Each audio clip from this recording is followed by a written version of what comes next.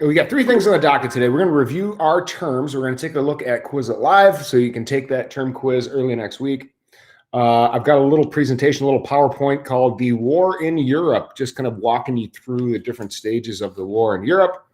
Again, that's kind of a a world history thing. But I think it is important for you guys to understand the context of what was going on in Europe. So then lastly, I'm going to walk you through Crash Course World War II, the home front. If you want to stick around, I will walk through that with you. Otherwise, I'll give you the opportunity to kind of cut loose a little early if you would prefer to just work on that on your own. But that's what we got going on today, folks. Let's get right to Quizlet Live, Quizlet.live right now.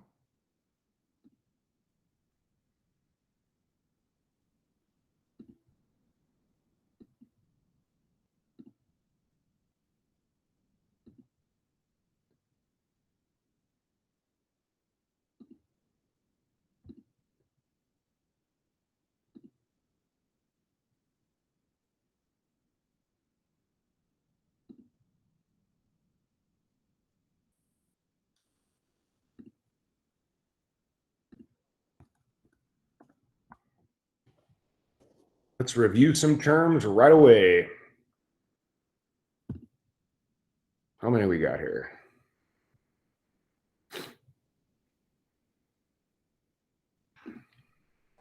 Mr. Pieper, you're not sharing your screen, by the way. I am just killing it today. You guys know what I did this morning? I did a 15-minute lecture, not realizing I closed out of the Google Meet. There you go. Let's see if that works.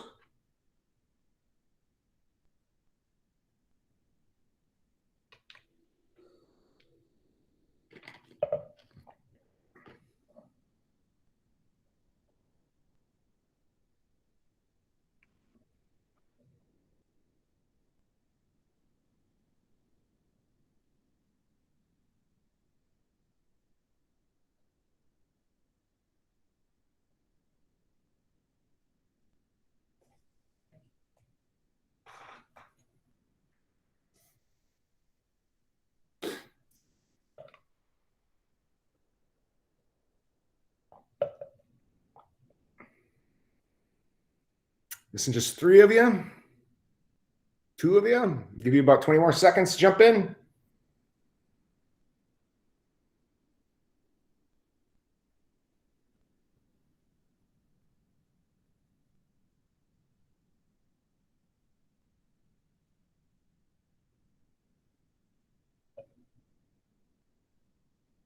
All right, here we go.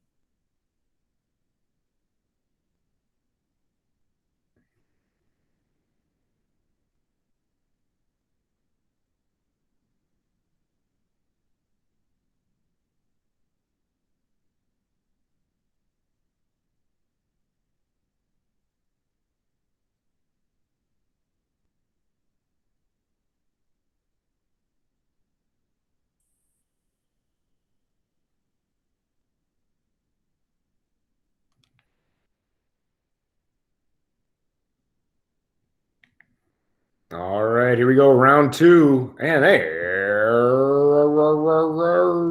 Matthew. It's to enter the code. That's okay. It's on the left-hand side there, Matthew, if you want to get back in. Racing.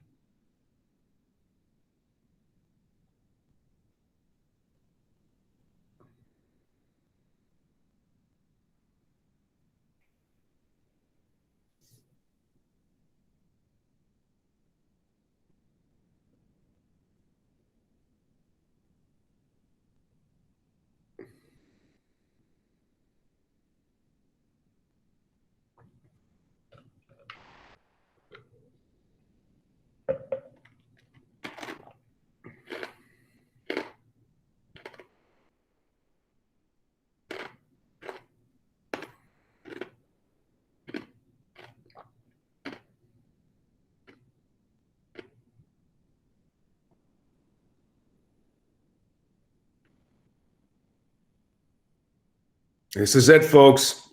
This one's for all the Tostitos, and they're racing.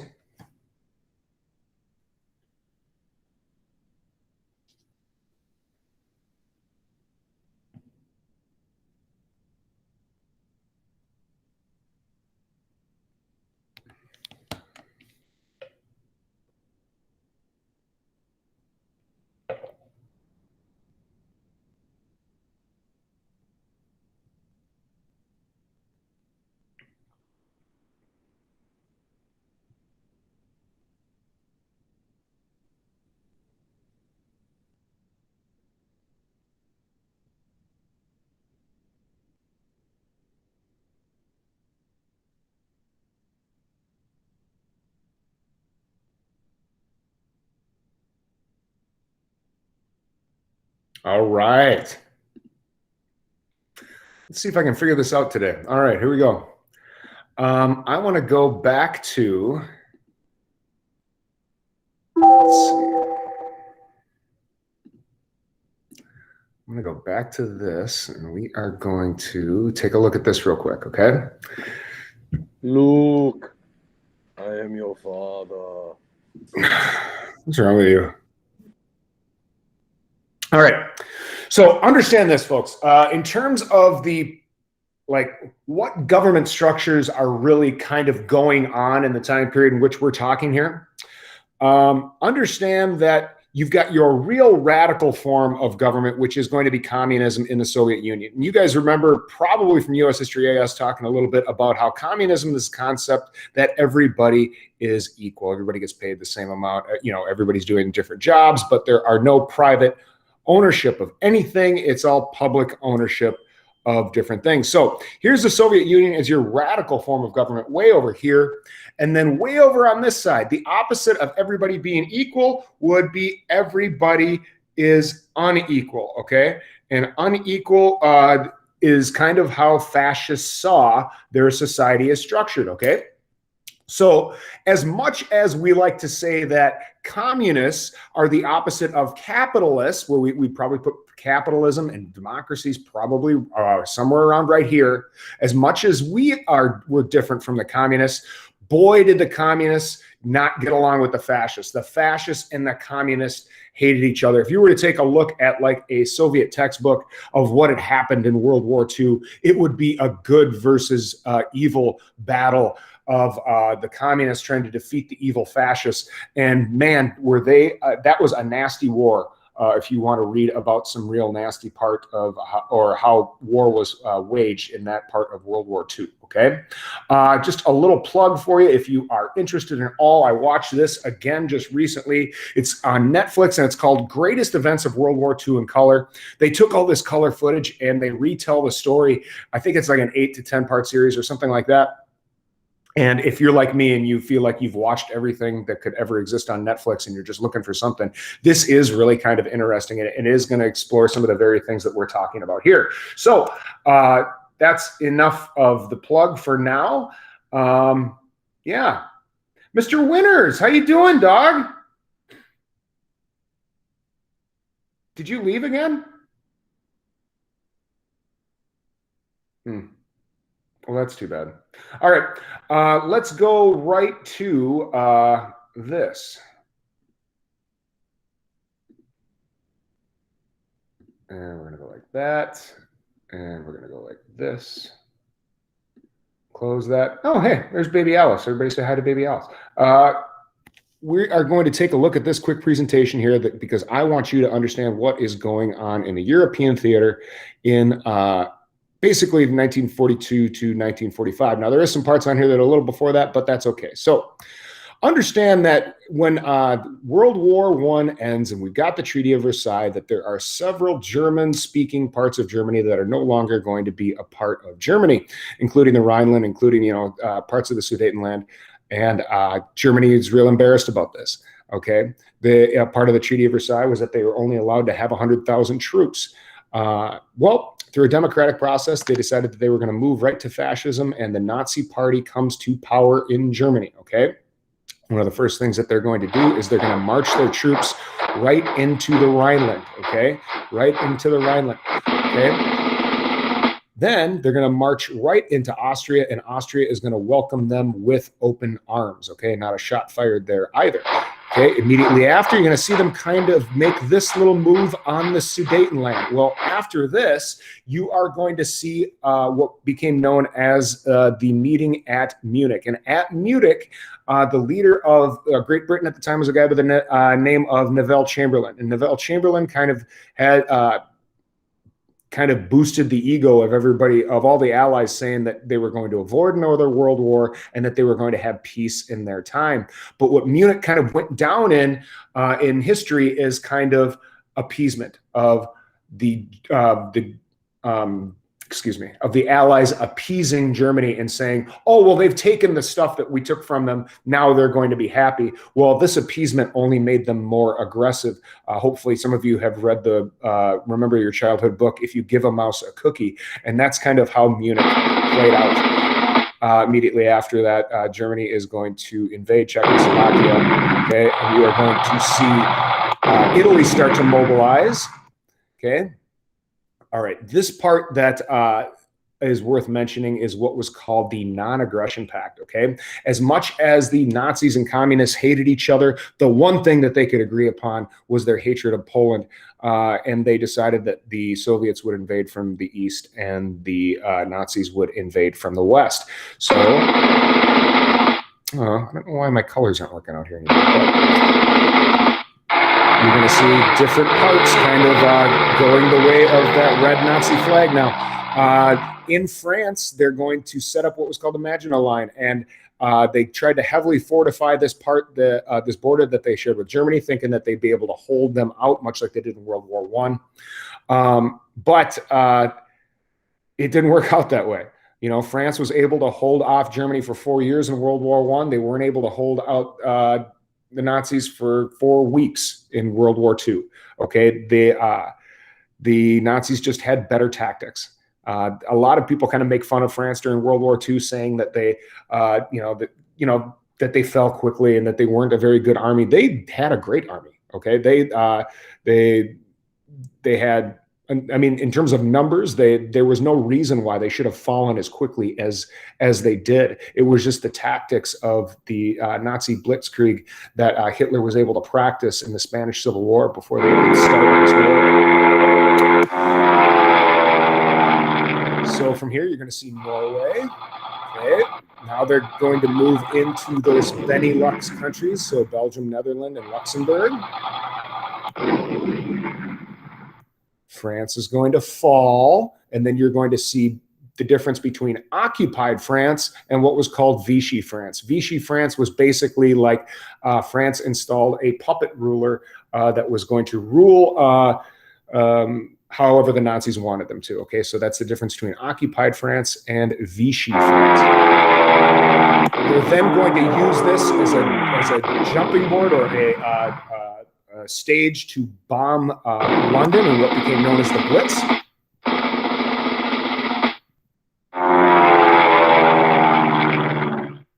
You know, as you're watching this, though, just imagine yourself watching newsreels back in the early 1940s as an American citizen and watching these different parts of Europe just fall to the Nazi war machine.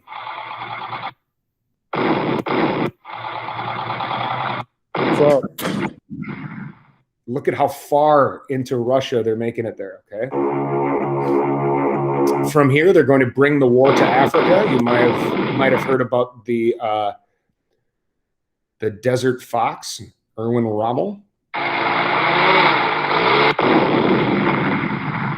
Okay.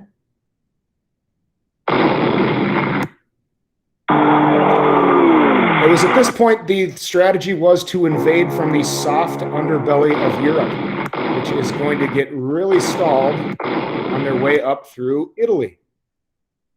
It's going to get halted about right there.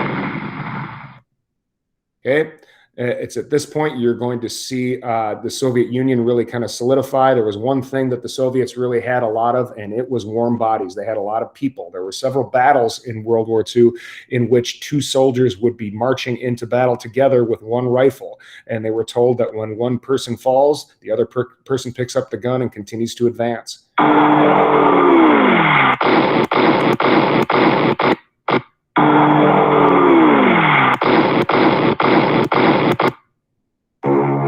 learn more about bombing later.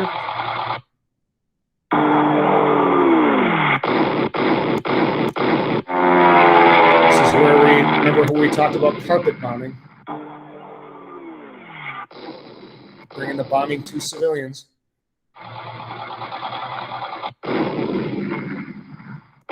Really see the Nazis start to retreat on the Eastern Front. All right. So those of you that have read Band of Brothers or know the story of Normandy, this is where we're dropping in the 82nd or 101st Airborne behind enemy lines to kind of take out the long-range guns so that they could storm the beaches at Normandy, trying to secure that beachhead there.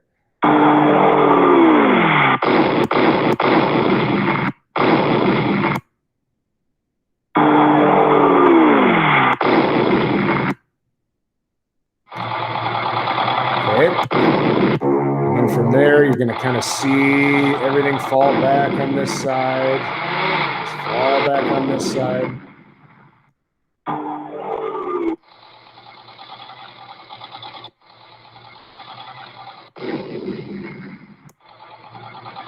Okay, now this last-ditch effort of Adolf Hitler to try to create a bulge in the line here, this was the Battle of the Bulge right here. Okay. Largest land battle the United States has ever been involved in. So now it's kind of a race between the Soviet Union and the United States to see who can get to Berlin first.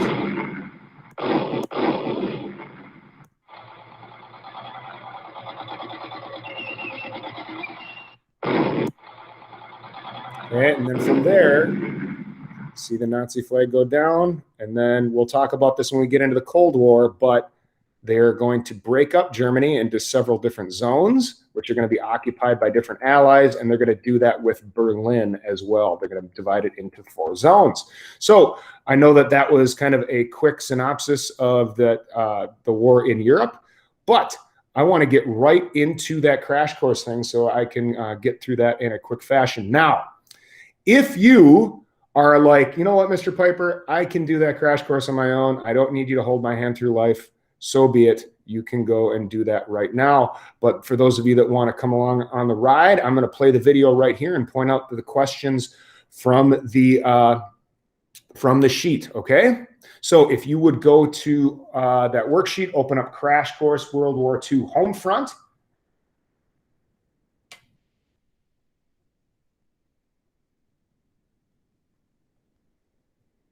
And how you can access that is right at the top of the sheet. You'll see one that looks a little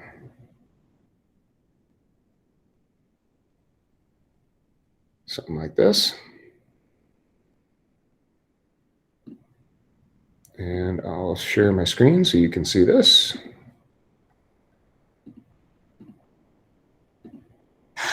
I absolutely love teaching. I just wish I had more time to prepare fun lessons. Okay. Everybody can see my screen, yes? No. Here we go. No, you can't? I can. You can see it? I can't see anything.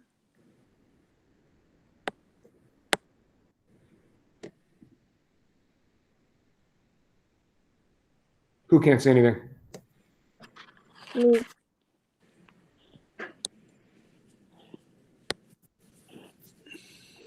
Okay, never mind. Now I can see it. You got it? Okay. Yeah. Here we go. All right. So first things that we're looking for here is how did the U.S. government change? And Mr. Winters, you got my email, yes? I haven't yet read it. So probably, but I haven't read it. Hi, I'm John Green. This is Crash Course U.S. History, and today we're going to discuss how World War II played out at home and also the meaning of the war. Mr. Green, so this is going to be like one of the boring philosophical ones then? Oh, me from the past. I remember when you were idealistic. I remember a time when all you cared about was the deep inner meaning of mostly girls. But you've changed me from the past, and not in a good way.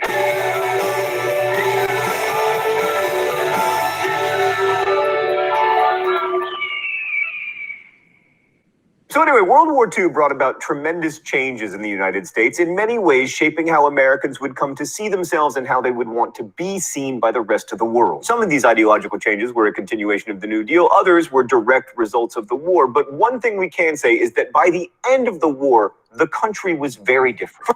Okay, so when we studied the Great Depression, you remember how I was nonstop telling you how the New Deal is changing the scope of the government? World War II dwarfs the New Deal in that the government is going to look entirely different. For starters, World War II strengthened the federal. Okay, so that first box in number 1, World War II strengthened the government.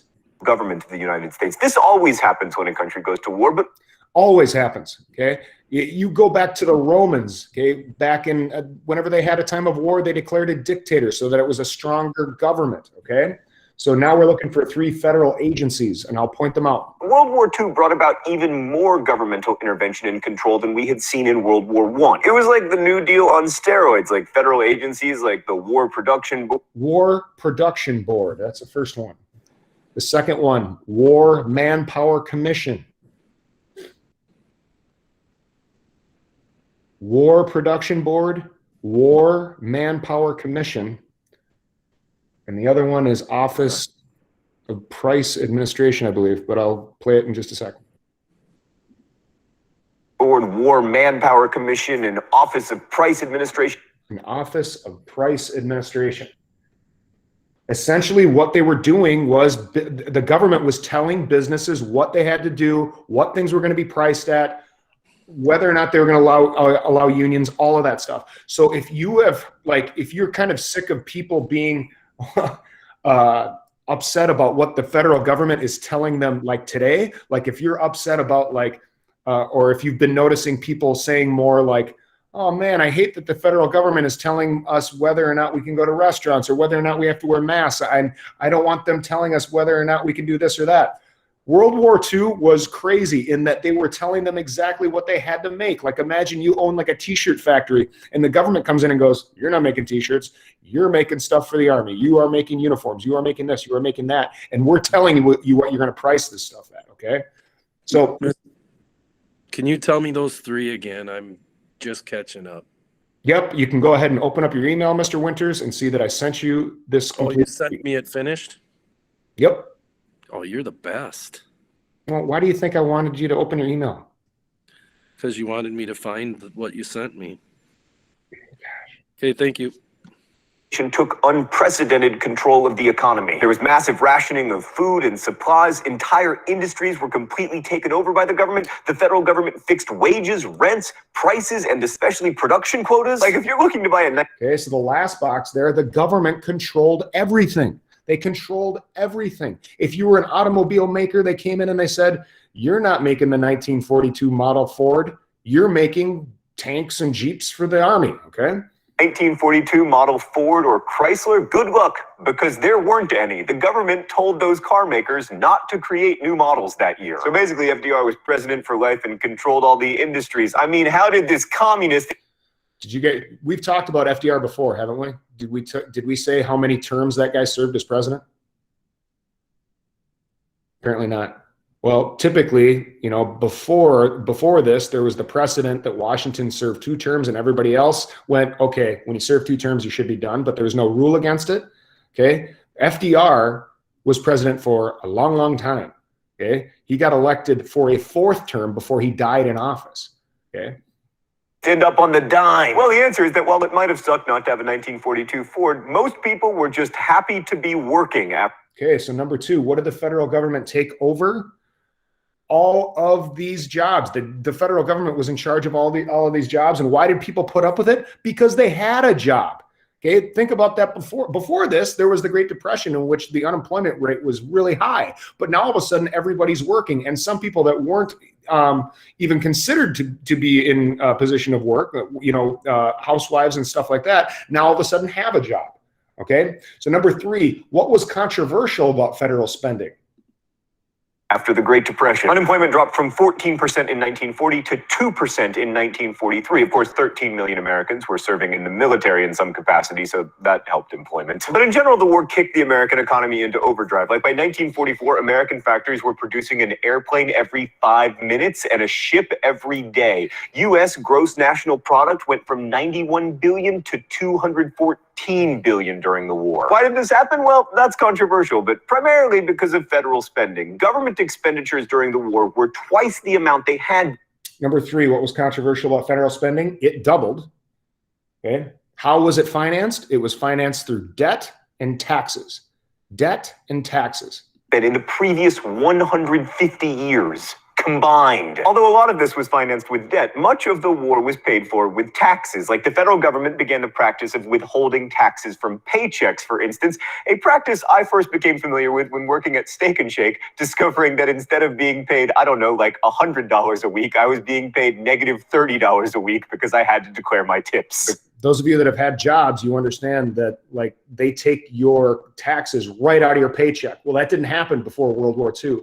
Now, since the federal government needs money to pay for this war, they went, well, we'll just take it out of your paycheck for you, because that was the amount of government control that they had. Because my dad made me. Before World War II, only 4 million Americans even paid federal income taxes. But after the war, 40 million did. Also, big business got even bigger during the war because government contracts, cost-plus contracts, guaranteed that companies would make a profit, and the lion's share of contracts went to the biggest businesses. So by the war's end, the 200 biggest American corporations controlled half of all of America's corporate assets. And all this government spending also spurred development, like defense spending basically created the West Coast as an industrial center. Seattle became a shipping and aircraft manufacturing hub, and California got 10% of all federal spending. And Los Angeles.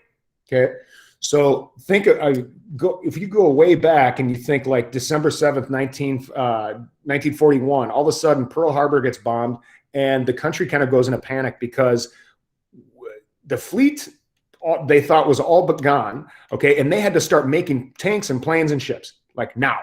Okay, so what they did was they created Los Angeles, San Francisco, Seattle. Those all became industrial centers in which they were pumping stuff out left and right. And it worked because they were already big cities. Okay, so what happened to the West Coast? It became there's no reason why LA should be like this manufacturing center, but it is because of World War II. Okay, why didn't the South benefit from this? Because there's no big cities in the South. Okay. Angeles became the second largest manufacturing center in the country, meaning that it was not, in fact, built by Hollywood. It was built by World War II. All of this was pretty bad for the South, by the way, because most of this industrialization happened in cities, and the South only had 2 cities with more than 500,000 people. And any questions about the first page? What was the first half to question 4? How did World War II affect the West Coast? Those cities that they just mentioned, they became industrial centers like LA, San Francisco, Seattle. Those became manufacturing centers. And people, even to this day, will go there for manufacturing or industrial jobs. Why didn't the South benefit? Because there's no big cities down there. organized labor continued to grow as well, with union membership soaring from around 9 million in 1940 to almost 15 million in 1945. Okay. So you guys remember during the Great Depression, we studied that. People were afraid of unions. They thought it was the way the Communist Party was infiltrating the United States. But now in World War II, unions are accepted. That's the first part of number 5. Unions are accepted, okay, because the federal government told them to make it happen, to let it happen. They okayed unions in the 1940s. Because they needed those workers to keep making stuff. Because remember, World War II is won by industrialization. Okay?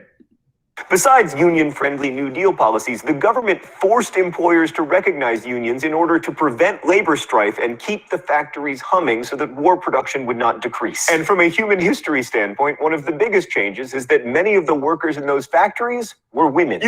Many of the workers in the factories were women. Number 6.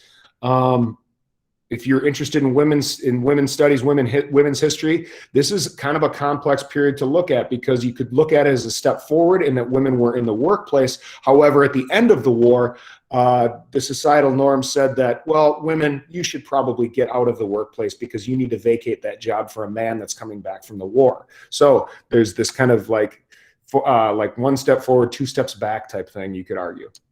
Probably seen this picture of Rosie the Riveter, and while there wasn't actually a riveter named Rosie, or maybe there was, but she's an amalgam. But by 1944, women made up 1/3 of the civilian labor force, in addition to the 350,000 who were serving in the military. And the type of women who were working changed as well. Married women in their 30s outnumbered single women in the workforce. But the government and employers both saw this phenomenon as temporary. So when the war was over, most women workers, especially those in high-paying industrial jobs, were let go. This was especially hard on working class women who needed to work to survive and had to return to lower paid work as domestics or in food services, or God forbid, as teachers. Now it's time for the mystery document.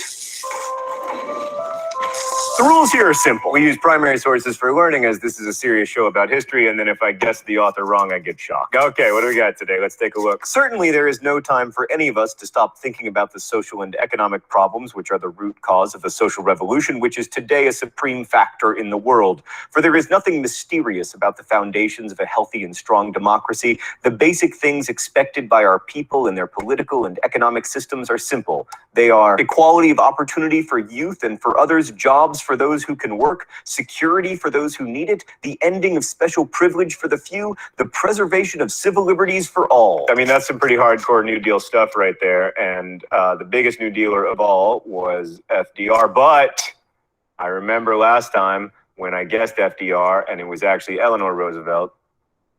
So you wouldn't do Eleanor Roosevelt twice. Or would you? No, it sounds more like a speech. FDR. Yes! So I mentioned at the beginning of this video that World War II was an ideological war, and nothing better encapsulates that idea than FDR's 4 freedoms, which were freedom of speech, freedom of worship, freedom from want, and freedom from fear. During the war, the National Resources Planning Board offered a plan for a peacetime economy based on full employment, an expanded welfare state, and a higher standard of living for all. In 1944, FDR even called for a new economic Bill of Rights that would expand governmental power in order to create full employment and guarantee an adequate income, medical care, education, and housing to all Americans. As FDR put it, true individual freedom cannot exist without economic security and independence. But that didn't happen, largely because Southern Democrats in the House and Senate didn't want it to, because it would have meant a larger role for unions and also extending greater equality to African Americans, and they weren't about to let that happen. I mean, their jobs were literally dependent upon African Americans not being able to vote. But Congress did pass the GI Bill of Rights, officially the GI Bill, I want you to understand that one. GI Bill is going to give these troops coming back from World War II low interest loans to be able to invest in a house, but it also gave them the opportunity for free college.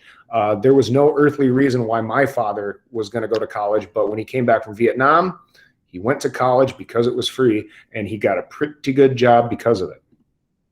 Servicemen's Readjustment Act to attempt to prevent widespread unemployment for returning soldiers. It worked amazingly well, and by 1946, more than 1 million former soldiers were enrolled in college, and almost 4 million got assistance with mortgages, spurring a post-war housing boom. Levittown, and all the towns since that look like it, came after the war. So we talked about FDR's 4 freedoms, but big business added a 5th freedom: free enterprise. Advertisers helped on this front, trying to make the war about consumption, telling Americans that they were fighting to hasten the day when you can once more walk into any store in the land and buy anything you want, according to an ad for Royal Typewriters. And FDR's vision of extending freedom wasn't limited to the United States. Like Henry Luce, the publisher of Time magazine, published a book called The American Century, claiming that the war had thrust upon the U.S. the opportunity to share with all people their magnificent industrial products, that's a quote, and American ideas like love of freedom and free economic enterprise. The struggle against Nazism also helped reshape the way that Americans thought of themselves. Like, because the Nazis were racist, Americanism would mean diversity and tolerance and equality for all people. The federal government supported this version of America. FDR claimed that to be an American was, quote, a matter of mind and heart, not a matter of race and ancestry. Of course, it wasn't a matter of race and ancestry. We'd already killed 95% of the indigenous population. This was also, not coincidentally, the period where American intellectuals began publishing books debunking the supposed scientific basis of racism. Now, this didn't mean that Americans suddenly embraced equality for all people. Anti-Semitism still existed and contributed to the government's not doing more to help the Jews who perished in the Holocaust. In fact,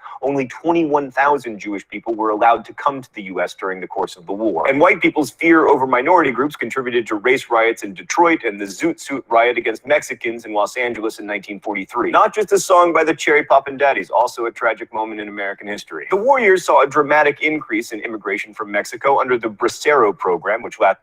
Okay, number 7, how are Mexican Americans and Native Americans affected by the war?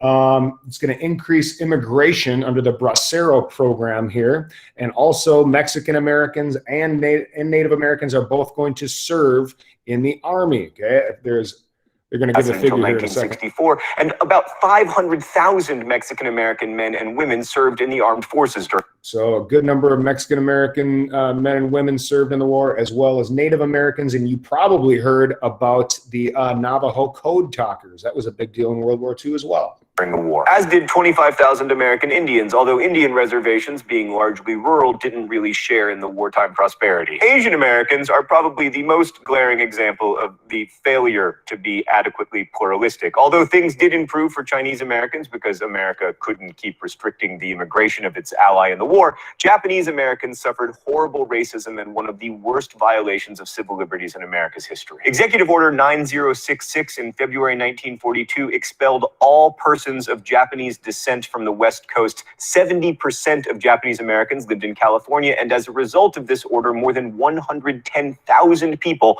almost 2/3 of whom were American citizens, were sent to internment camps. Okay. So number 8, how are Japanese Americans affected? Well, if you lived on the West Coast, you were put into an internment camp. And then the right column, you could put that they tried to sue for their freedom, but it didn't work out in what was an epically bad Supreme Court decision. Where they lived in makeshift barracks under the eyes and searchlights of guards. A man named Fred Korematsu appealed his conviction for failing to show up for internment all the way to the Supreme Court, where he lost in yet another horrendous Supreme Court decision. Okay, let's go to the thought bubble. The group that experienced the greatest change during World War II was probably African Americans. They still served in segregated regiments in the armed forces, but more than 1 million of them answered the call to fight. Okay, so imagine being an African American fighting fascism abroad, but you're doing it in a segregated unit. Okay, hopefully you're seeing the double standard there. But the difficult part for them was trying to find the motivation to fight fascism abroad when at the end of the war, they'd be coming home to the Jim Crow South where they'd be discriminated against, okay? So there's a number of answers you could put for number 9, but just try to listen to what he's talking about here because this is gonna have a lot to do with civil rights.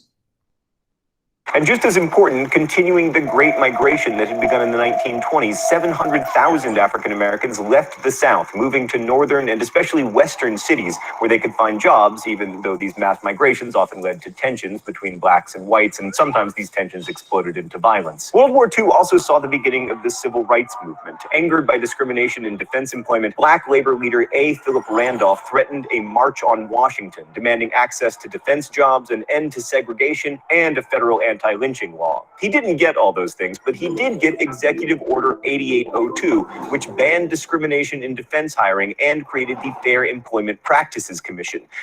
Okay, so a number of things you could have put down for 9 there. Great Migration. He's going to talk about the Double V program here in just a second. Civil rights you could put down for number 9. Any questions about page 2?